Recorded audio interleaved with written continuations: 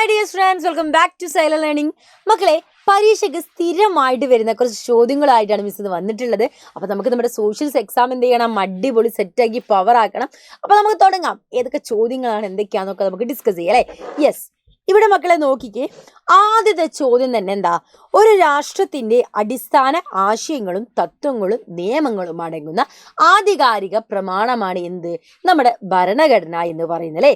ഭരണഘടന എന്ന് പറയുന്നത് എന്താ, constitution is an authentic document containing the basic ideas principles and laws of the country അല്ലേ. ഒരു കൺട്രീൻ്റെ ബേസിക് ഐഡിയാസും പ്രിൻസിപ്പിളും കാര്യങ്ങളൊക്കെ അടങ്ങുന്നതാണ് എന്ത്, നമ്മുടെ കോൺസ്റ്റിറ്റ്യൂഷൻ എന്ന് പറയുന്നത്. സോ ഇതിലെ ചോദ്യം എന്താണെന്നുള്ളതാണ് നമ്മൾ വരുന്നത്. എന്തൊക്കെയാണ് നമ്മുടെ ഭരണഘടനയുടെ സവിശേഷതകളായിട്ട് നമ്മൾ പറയുന്നത്? Briefly explain the main features of Indian constitution.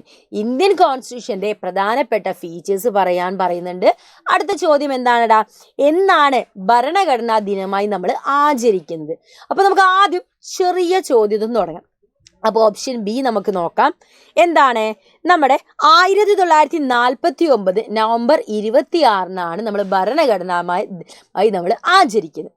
ഇനി നമ്മുടെ ഫീച്ചേഴ്സ്, സവിശേഷതകളിലേക്ക് നമുക്ക് പോയാലോ. ഒന്നാമത്തെ സവിശേഷത എന്താ, നമ്മുടെ ഇന്ത്യൻ കോൺസ്റ്റിറ്റ്യൂഷൻ എന്ന് പറയുന്നത് ഒരു പാർലമെൻ്ററി സിസ്റ്റമാണ് അല്ലേ. ഒരു പാർലമെൻ്ററി ഭരണ സമ്പ്രദായം നമുക്ക് കാണാൻ സാധിക്കും. അടുത്തത് എന്താ, മൗലിക അവകാശങ്ങളാണ്, ഫണ്ടമെൻ്റൽ റൈറ്റ്സ് ആണ്. ഇവിടെ 6 മിസ് എന്താണ് എഴുതി വെച്ചെന്ന് അറിയോ? നമുക്ക് 6 ഫണ്ടമെൻ്റൽ റൈറ്റ്സ് ആണുള്ളത്.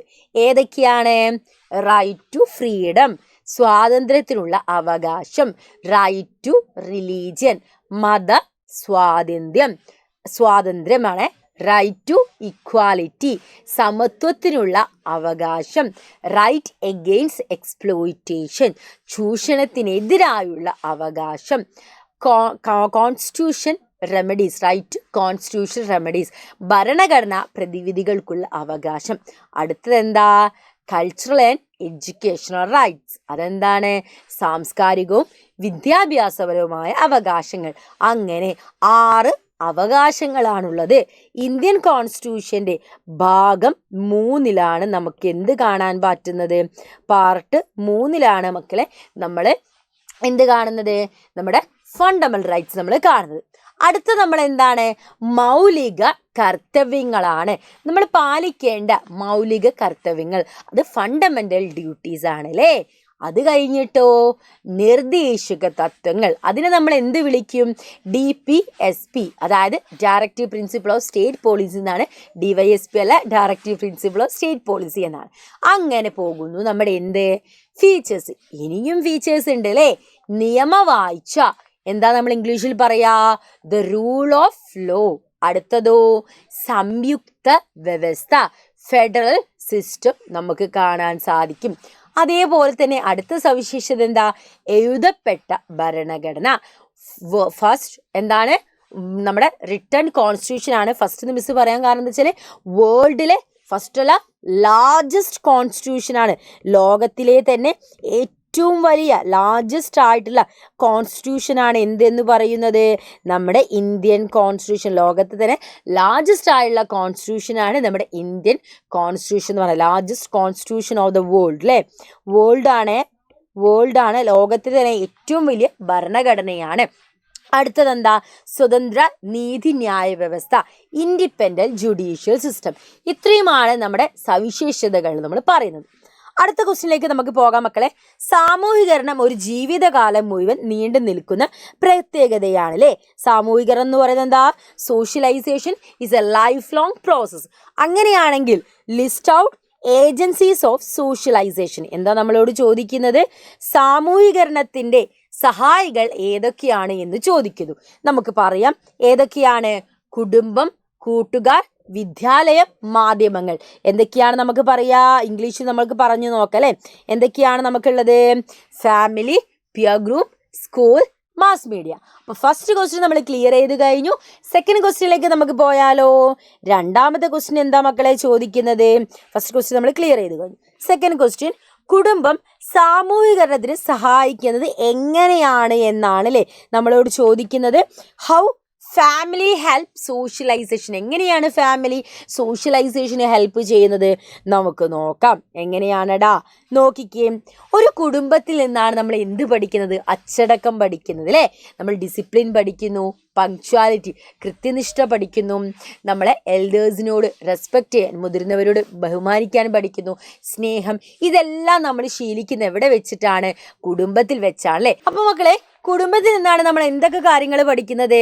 അച്ചടക്കം, കൃത്യനിഷ്ഠ, മുതിർന്നവരെ ബഹുമാനിക്കുന്നതൊക്കെ നമ്മുടെ ഫാമിലിയിൽ നിന്നാണല്ലേ പഠിക്കുന്നത്. ഇവിടെ നോക്കിക്കേ, മാതാപിതാക്കളാണ് കുട്ടികൾക്ക് സാമൂഹീകരണത്തിൻ്റെ ആദ്യ പാഠങ്ങൾ. നമ്മൾ സോഷ്യലൈസേഷൻ്റെ ഫസ്റ്റ് സ്റ്റേജ് കുട്ടികൾക്ക് മാതാപിതാക്കളാണ് പറഞ്ഞു കൊടുക്കുന്നത്. അതേപോലെ തന്നെ എന്താണ് റൈറ്റ്, എന്താണ് റോങ്, ശരി എന്താണ്, തെറ്റെന്താണ്, നല്ലതെന്താണ്, ചീത്തതെന്താണ്, ഇതെല്ലാം കുഞ്ഞുങ്ങൾക്ക് പറഞ്ഞു കൊടുക്കുന്നത് ആരാണ്? നമ്മുടെ മാതാപിതാക്കളാണ്. ഓക്കെ, അത് ക്ലിയർ ആയില്ലേ? അപ്പൊ ആ ഒരു ക്വസ്റ്റിന്റെ ഇംഗ്ലീഷ് ആണ് മിസ് ഇതാ ഇവിടെ കൊടുത്തിട്ടുള്ളത്. ഇത് ഒന്ന് വായിച്ചു നോക്കുക. ഇംഗ്ലീഷ് മീഡിയം ചെയ്യുന്ന സ്റ്റുഡൻസ് ഇതൊന്ന് വായിച്ചു നോക്കുക. അടുത്ത ചോദ്യത്തിലേക്ക് നമുക്ക് പോകാം മക്കളെ. ഇന്ത്യൻ സ്വാതന്ത്ര്യ സമരത്തിൽ ഗാന്ധിജി, സുഭാഷ് ചന്ദ്രബോസ് തുടങ്ങിയ ഒട്ടേറെ മഹത് വ്യക്തികൾ എന്ത് ചെയ്തിട്ടുണ്ടായിരുന്നു? പ്രവർത്തിച്ചിട്ടുണ്ടായിരുന്നു അല്ലേ. Many freedom fighters like Gandhiji, Subhash Chandrabose participated in the Indian war of independence. അങ്ങനെയാണെങ്കിൽ ചോദ്യം എന്താണ്? ഇതാ നോക്കാം. ആരാണ് ഇന്ത്യൻ നാഷണൽ ആർമി രൂപീകരിച്ചത്? സുഭാഷ് ചന്ദ്രബോസ് ഗാന്ധിജിയെ വിശേഷിപ്പിച്ചത് എന്താണ്? അതേപോലെ സ്വാതന്ത്ര്യ സമരവുമായി ബന്ധപ്പെട്ട് സുഭാഷ് ചന്ദ്രബോസിന്റെ പ്രവർത്തനങ്ങൾ പറയാനാണ്. അപ്പൊ നമുക്കതൊന്ന് പറഞ്ഞു നോക്കാം. ആരാണ് ഇന്ത്യൻ നാഷണൽ ആർമി രൂപീകരിച്ചത്? റാഷ് ബിഹാരി ബോസ് ആണ്. ഗാന്ധിജി സുഭാഷ് ചന്ദ്രബോസിനെ വിളിച്ചിരുന്നത് നേതാജി എന്ന പേരിലായിരുന്നു വിളിച്ചിട്ടുണ്ടായിരുന്നത്. ഇനി എന്താണ് സുഭാഷ് ചന്ദ്രബോസ്? സ്വാതന്ത്ര്യ സമരവുമായി ബന്ധപ്പെട്ട് എന്തൊക്കെ പ്രവർത്തനങ്ങളാണ് സുഭാഷ് ചന്ദ്രബോസിന്റെ ഭാഗത്തു നിന്നുണ്ടായെന്നാണ് നമ്മൾ പറയേണ്ടത്. ഇവിടെ നോക്കുകയും, നിങ്ങൾ എനിക്ക് രക്തം തരൂ, ഞാൻ നിങ്ങൾക്ക് സ്വാതന്ത്ര്യം തരാമെന്ന് ജനങ്ങളോട് പ്രഖ്യാപിച്ച വ്യക്തിയായിരുന്നു ആര്? നമ്മുടെ സുഭാഷ് ചന്ദ്രബോസ് അല്ലേ. റാഷ് ബിഹാരി ബോസ് രൂപീകരിച്ച ഇന്ത്യൻ നാഷണൽ ആർമിയുടെ നേതൃത്വം ഏറ്റെടുത്ത് സുഭാഷ് ചന്ദ്രബോസ് എന്ത് ചെയ്തു? ബ്രിട്ടീഷുകാരോട് ഫൈറ്റ് ചെയ്തിട്ടുണ്ടായിരുന്നു. ഇന്ത്യൻ നാഷണൽ ആർമി അല്ലെങ്കിൽ INAയുടെ പ്രധാനപ്പെട്ട ലക്ഷ്യം തന്നെ എന്തായിരുന്നു? ഇന്ത്യയുടെ മോചനമായിരുന്നു. അതിനു വേണ്ടിയിട്ട് അങ്ങേയറ്റം പരിശ്രമിച്ച വ്യക്തിയായിരുന്നു ആര്? നമ്മുടെ സുഭാഷ് ചന്ദ്രബോസ്. ക്ലിയർ ആയില്ലേ മക്കളെ? സെറ്റ് ആയില്ലേ? ഓക്കെ, അപ്പൊ നമുക്ക് അടുത്ത ചോദ്യത്തിലേക്ക് നമുക്ക് പോകാം. യെസ്, നൈസർഗിക സസ്യജാലങ്ങളും ജന്തുവൈവിധ്യങ്ങളും, ആ ഒരു ഭാഗത്ത് നിന്നാണ് മക്കളെ ചോദ്യം വരുന്നത്. നാച്ചുറൽ വെജിറ്റേഷൻ അല്ലേ. എന്താ ചോദിക്കുന്നത്? Natural vegetation and animal diversity. What do you mean by natural vegetation? എന്താണ് ഈ നാച്ചുറൽ വെജിറ്റേഷൻ എന്ന് പറയുന്നത്? എന്താണ് നൈസർഗിക സസ്യജാലങ്ങൾ? നമുക്ക് നോക്കാം. ഒരു പ്രദേശത്തെ ഭൂപ്രകൃതി, കാലാവസ്ഥ, മണ്ണിനങ്ങൾ എന്നീ ഭൗതിക സവിശേഷതകൾക്ക് അനുസൃതമായിട്ട് അവിടെ വളർന്നു വരുന്ന സ്വാഭാവികമായിട്ടുള്ള ഇനങ്ങളെ നമ്മൾ എന്ത് വിളിക്കും? നൈസർഗിക സസ്യജാലങ്ങൾ എന്ന് വിളിക്കും. ഇംഗ്ലീഷിൽ നമുക്ക് നോക്കാം. The type of plant species that grow in accordance with the physical characteristic of an area such as physiography, climate, soil type are its natural vegetation. അങ്ങനെയാണെങ്കിൽ നെക്സ്റ്റ് ചോദ്യത്തിലേക്ക് നമ്മൾ പോവുകയാണെങ്കിൽ താഴെയുള്ള ടേബിൾ നമ്മൾ ഫില്ല് ചെയ്യാനാണ്.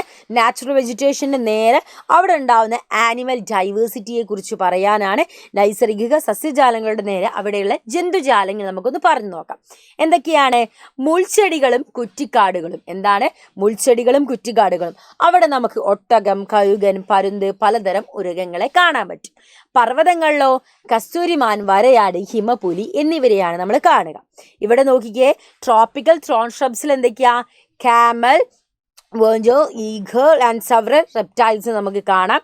മൗണ്ടൻ ഫോറസ്റ്റിൽ നമുക്ക് എന്താ കാണാൻ പറ്റുന്നത്? Musk deer, snow leopard and Himalayan ധാരണയൊക്കെയാണ് നമുക്ക് കാണാൻ സാധിക്കും. അപ്പോൾ ഇത്രയും കാര്യങ്ങളാണ് മക്കളെ നമുക്ക് എന്ത് ചെയ്യുന്നത്? അവിടെ ഡിസ്കസ് ചെയ്യാനുള്ളത്. സോ ഇത്രയും ക്വസ്റ്റ്യൻ വളരെ പ്രധാനപ്പെട്ടതാണ്. അപ്പോൾ നമ്മൾ എന്ത് ചെയ്തു? 10 മിനിറ്റ്, ഓൾമോസ്റ്റ് നമുക്ക് 10 മിനിറ്റ് ആയില്ലല്ലേ. സോ ഈ ഒരു സമയം കൊണ്ട് നമ്മൾ എന്ത് ചെയ്തു? 20 മാർക്ക് നമ്മൾ സ്കോർ ചെയ്ത് കഴിഞ്ഞു. സോ അടിപൊളിയായിട്ട് നമ്മൾ പഠിച്ചു. സോ ഭരണഘടനയെക്കുറിച്ചൊക്കെ വളരെ പ്രധാനപ്പെട്ട ചാപ്റ്ററാണ്. അടിപൊളിയായിട്ട് പഠിക്കാം.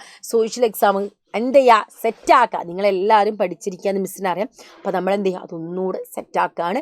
സോ അടിപൊളിയായിട്ട് പരീക്ഷ ചെയ്യുന്ന സമയത്ത് എന്ത് ചെയ്യണം? ഒരു ക്വസ്റ്റ്യൻ ഒന്നിലധികം തവണ വായിക്കണം. അതിൻ്റെ താഴെ ഓപ്ഷൻസ് കൊടുത്തിട്ടുണ്ടെങ്കിൽ, ഓപ്ഷൻ ഇൻ ദ സെൻസ് നിങ്ങൾക്ക് ഓരോ പ്രവർത്തനങ്ങൾ ആക്ടിവിറ്റി ആയിട്ടല്ലേ ക്വസ്റ്റ്യൻസ് തരിക. അതിന് താഴെ കൃത്യമായിട്ട് വായിച്ച് മനസ്സിലാക്കണം. അങ്ങോട്ടും ഇങ്ങോട്ടും മാറിപ്പോയത് ഉത്തരങ്ങൾ എഴുതുമ്പോൾ ശ്രദ്ധിക്കണം. ഒന്നിൽ തവണ വായിക്കുക, സെറ്റാക്കുക, അടിപൊളിയാക്കുക. അപ്പോൾ നമുക്ക് ഇനിയും എന്താണ് അടുത്ത വീഡിയോസൊക്കെ ആയിട്ട് നമുക്ക് വീണ്ടും കണ്ടുമുട്ടാം. So that's love it's video. Thanks for watching us dears.